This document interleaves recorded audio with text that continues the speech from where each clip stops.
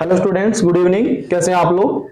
आज मैं आप लोग के लिए लेके आया हूँ क्लास 10th का रिवीजन नोट्स, जो कि बोर्ड्स एग्जाम में बहुत हेल्पफुल है हमारे लिए। ठीक है, जिसका प्रिपरेशन बहुत कंपलसरी है।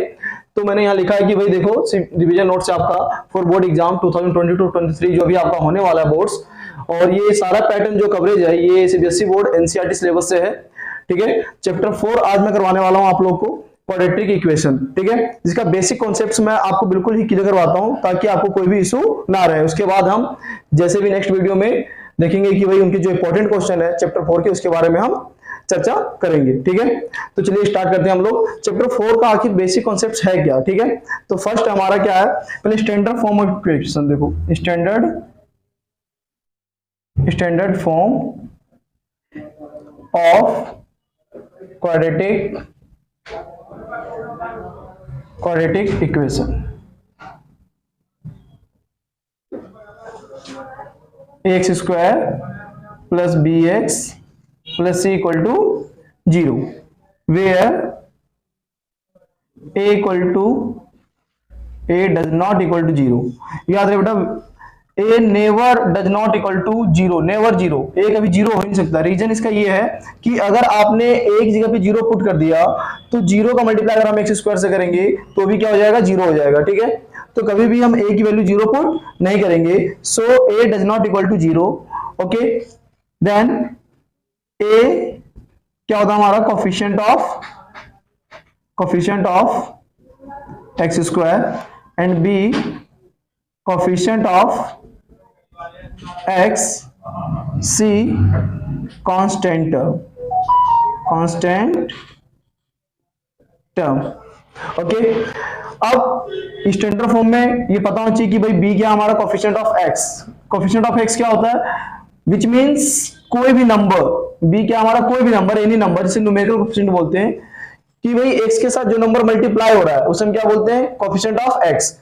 और कोफिशिएंट ऑफ एक्स स्क्वायर का मतलब क्या है कि जो नंबर एक्स स्क्वायर के साथ मल्टीप्लाई हो रहा होगा वो क्या कहलाएगा, कोफिशिएंट ऑफ एक्स स्क्वायर। और सी क्या होगा, कांस्टेंट टर्म, जिसमें वेरिएबल नहीं होगा, दैट मींस ये विदाउट वेरिएबल होगा। ठीक है, तो ये तो हो गया हमारा standard form of quadratic equation. Okay, next topic आते हैं हम लोग कि भाई अब इस इक्वेशन को सॉल्व कैसे करते हैं, इसको सॉल्व करने का क्या मेथड है। ओके, तो देखो method for solving quadratic equation. First है आपका फैक्टराइजेशन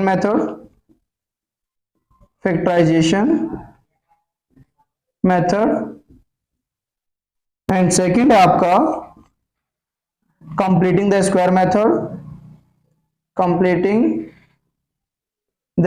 मेथड, एंड थर्ड है आपका क्वाड्रेटिक फॉर्मूला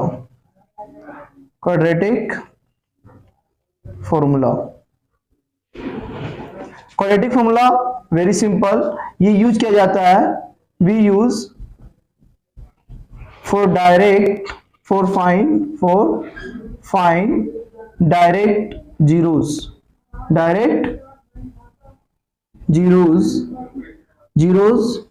मतलब डायरेक्ट जीरोस क्या हमारा, वैल्यू ऑफ एक्स, जो एक्स की वैल्यू आता है उसे हम जीरोस बोलते हैं या फिर रूट बोलते हैं। Okay, completing the square method आपके सिलेबस में नहीं है इस बार, वो डिलीटेड है, तो ये हमें नहीं पढ़ना है।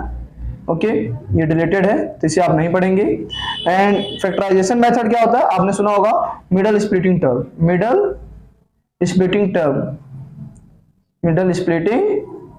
टर्म भी इसको बोला जाता है। ओके, फैक्टराइज कैसे करते हैं, मिडल स्प्लिटिंग टर्म, यानी जो बीच का टर्म होता है, यानी बीच का टर्म क्या है, कोफिशिएंट ऑफ एक्स, यानी बी जो है इसको ऐसे टू पार्ट्स में स्प्लिट करते हैं कि मल्टीप्लाई करने पर हमारा क्या आ जाए, प्रोडक्ट आ जाए, किसका, ए और सी का प्रोडक्ट आ जाए। ओके, ये होता है हमारा मिडल स्प्लिटिंग टर्म। चलिए अब आगे बढ़ते हैं, नंबर ऑफ जीरोस के बारे में बात करते हैं हम लोग।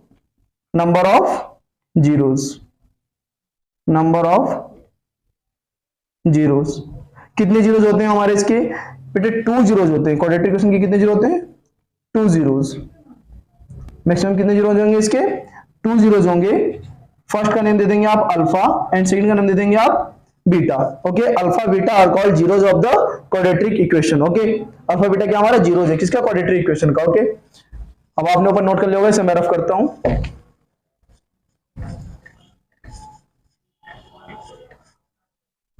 then alpha and beta are the zeros of quadratic equation. Alpha beta क्या हमारा जीरो, किसका, क्वाड्रेटिक इक्वेशन का। सम टाइम क्या होता है हमारे पास अल्फा गिवन होगा, बीटा गिवन होगा और आपसे क्वाड्रेटिक इक्वेशन फाइंड करने के लिए पूछा जाता है, ठीक है। तो आप क्वाड्रेटिक इक्वेशन कैसे फाइंड करेंगे उस टाइम, ओके। तो इसके लिए देखिए हम क्या करेंगे, हमारे पास एक फॉर्मूला होता है, उसे हम लर्न रखें, x square minus sum of zeros, that means alpha plus beta into x plus alpha into beta equal to zero, ठीक है। इस फॉर्मूले को आप लर्न रखेंगे, ओके। आप सबको पता है कि भाई अल्फा प्लस बीटा क्या है, that is sum of zeros. Alpha plus beta equal to, बेटा फॉर्मूला होता है माइनस बी अपॉन में ए, और alpha into beta equal to होता है हमारा सी बाई ए। बी क्या बेटा, कोफिशिएंट ऑफ एक्स, जो कि मैंने पहले ही बता चुका है आपको, कोफिशिएंट ऑफ एक्स, ओके। और ए होता है बेटा coefficient of x square, coefficient of x square. और सी क्या होता है बच्चे हमारा, कांस्टेंट टर्म। क्या होता है, कांस्टेंट टर्म, ओके। और ए होता है आपका कोफिशिएंट ऑफ एक्स स्क्वायर, ये ऊपर भी लिखा गया है, ठीक है।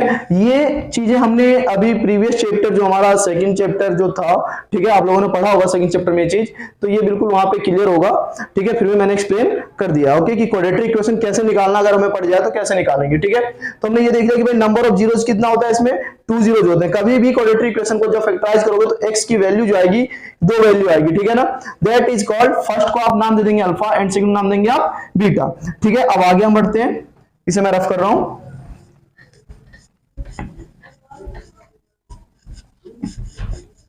देखिए हमने नंबर ऑफ जीरोस देख लिया, क्वाड्रेटिक इक्वेशन किस फॉर्म में लिखा जाता है उसको हमने पढ़ लिया। नेक्स्ट है आपका क्वाड्रेटिक फॉर्मूला। क्वाड्रेटिक फॉर्मूला क्या होता है, इससे हम डायरेक्ट x की वैल्यू फाइंड कर लेते हैं, दैट मींस जिसे हम जीरोस बोलते हैं। तो x इक्वल टू होता है हमारे पास,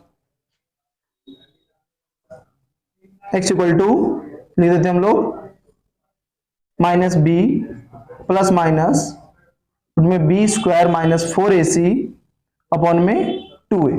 ये फॉर्मूला होता है बेटा हमारा क्वाड्रेटिक फॉर्मूला का। क्या होता है, x equal to minus b plus minus b square minus 4ac। I hope कि आप लोगों को पता होगा कि a क्या है, कोफिशिएंट ऑफ एक्स स्क्वायर है, c क्या है, कांस्टेंट टर्म है, b क्या हमारा कोफिशिएंट ऑफ x है, ठीक है। अब इसे बार बार लिखने की जरूरत नहीं है, ठीक है। तो ये डायरेक्ट क्या हमारा जीरोस निकालने का फॉर्मूला है कि हम डायरेक्ट अगर x की वैल्यू चाह रहे हैं तो आप इस फॉर्मूले से आप फाइंड आउट कर सकते हैं, ठीक है। अब देखिए मैं एक चीज और एक्सप्लेन कर देता हूं, आखिर ये बी स्क्वायर वन 4ac है क्या। तो बेटा हमने एक टॉपिक पढ़ा था डिस्क्रिमिनेंट, ओके, डिस्क्रिमिनेंट पढ़ा था। डिस्क्रिमिनेंट को आप डी से डिनोट करते हैं, किससे डिनोट करते हैं आप, डी से, ओके, डिनोटेड बाय डी। ये क्या हमारा भाई डिस्क्रिमिनेंट है क्या, बहुत बच्चों को नहीं पता, कि बस इतना पता है कि हाँ भाई डी है, बट बेटा डी है क्या, इट इज अ, देखो expression, it is expression of quadratic equation का ये क्या है, एक्सप्रेशन है, okay. How can we find D, D को हम कैसे फाइंड करते हैं, तो डी इक्वल टू होता है बच्चे अपने पास b square minus 4ac, that is called discriminant, okay. ये डिस्क्रिमिनेंट का फॉर्मूला हमारा। अब आगे हम बढ़ते हैं, देखो तो भाई अब इसको हम स्किप करते हैं, ये क्लियर हो गया हमारा। अब नेक्स्ट अपने पास है नेचर ऑफ रूट। अब आप नेचर ऑफ रूट के बारे में जानेंगे, nature of roots. Nature of roots क्या है बच्चे, ठीक है। अब यहां भी हम जान लेते हैं नेचर ऑफ रूट क्या है। तो जैसे हम डिस्क्रिमिनेंट निकाला हमने कि भाई डी की वैल्यू निकाला, ठीक है, तो आपने डी निकाला बेटा। अभी डी आपको पता है कि क्या है, मैंने भी बताया था, बी स्क्वायर माइनस 4ac। पहले तो आपको ये फाइंड आउट करना है, ठीक है। ये कहां से, स्टैंडर्ड इक्वेशन हमारे पास होगा, मान लो हमारे पास गिवन है x square plus b x plus c equal to 0, एक इक्वेशन गिवन होगा इस फॉर्म में, ठीक है। तो हम पहले डी निकालेंगे, और डी निकालना है तो मान लो डी की कुछ ना कुछ वैल्यू आएगा, और डी की जब वैल्यू आएगा उसको किससे कंपेयर करना है, 0 से, ठीक है। तो अगर आपका डी ग्रेटर देन 0 आ रहा है, दैट मींस ये कैसा नेचर में होगा, इसे आप बोलेंगे रियल एंड अनइक्वल, रूट। बहुत बच्चे कहते हैं कि सर ये अनइक्वल अभी तक हमने पढ़ा ही नहीं है, तो बेटा अनइक्वल का मींस क्या है, वो इक्वल नहीं है, okay. Then D equal to 0, that means real and equal root, real and equal root. और d अगर आपका लेस देन 0 आ रहा है, मतलब d की जो वैल्यू आपने निकाला है अगर उससे 0 से कंपेयर करोगे और वो 0 से कम आ रहा है तो आप बोलेंगे not real root, not real root, यानी ये रूट रियल नहीं है। ओके, अगर आपका d ग्रेटर देन 0 आ रहा है, d इक्वल टू 0 आ रहा है, तो ये तो बेटा एग्जिस्ट होगा, यानी यहाँ पे आप x की वैल्यू फाइंड कर सकते हैं, ये एग्जिस्ट है। ओके, यहाँ पे हम क्या करेंगे, find zero, we find zeros, यहाँ पे आप जीरोज निकाल सकते हैं, वी फाइंड जीरोज, यहाँ पे आप जीरोज निकाल सकते हैं। ओके, एंड जब अगर आपका रूट रियल नहीं है, रूट रियल नहीं का मतलब क्या है भाई कि रूट रियल नहीं आ रहा है, दैट मींस कि d जो होगा आपका क्या होगा, नेगेटिव वैल्यू आएगा। d की जो वैल्यू होगी, मान लो सपोज करो d इक्वल टू आ गया -3, दैट मींस ये 0 से क्या है, कम है, ये क्या है हमारा -3 क्या है, लेस देन 0, दैट मींस ये क्या है, नेगेटिव वैल्यू अगर 0 से कम आ गया तो समझो कि हमारा रूट रियल नहीं है। अगर रूट रियल नहीं है तो इसकी वैल्यू आप नहीं निकाल पाएंगे, ठीक है ना, we can not find zeros. Okay, हम जीरोस इसमें फाइंड नहीं कर पाएंगे, ये डज नॉट एग्जिस्ट, ये एग्जिस्ट नहीं करेगा हमारा, डज नॉट एग्जिस्ट। ओके, ये एग्जिस्ट नहीं करेगा, ठीक है बेटा। चैप्टर 4 में से ज्यादा कुछ है नहीं, बहुत से बच्चे कंफ्यूज होते हैं बार बार जीरोस जीरो जीरोस, तो बेटा मैंने बताया कि जीरोस क्या है, जीरोस हमारा एक नोट बना देता है, यहाँ पे देखो नोट कर लेना, कभी कंफ्यूज मत होना, ऐसे समझाने के लिए मैं बता रहा हूँ कि जीरोस मींस क्या है भाई, जीरोस क्या आपका, जीरोस कह लो या फिर रूट कह लो, जीरो या रूट्स। ओके, जीरो और roots, it is simple form में अगर मैं कहूं means value of x, value of x, ये बेटा एक्स की वैल्यू है, इट इज नथिंग, बस इससे ज्यादा कुछ नहीं जानना आपको चैप्टर 4 में। उसके बाद मैं आपको इंपॉर्टेंट क्वेश्चन करवाऊंगा। Thank you so much.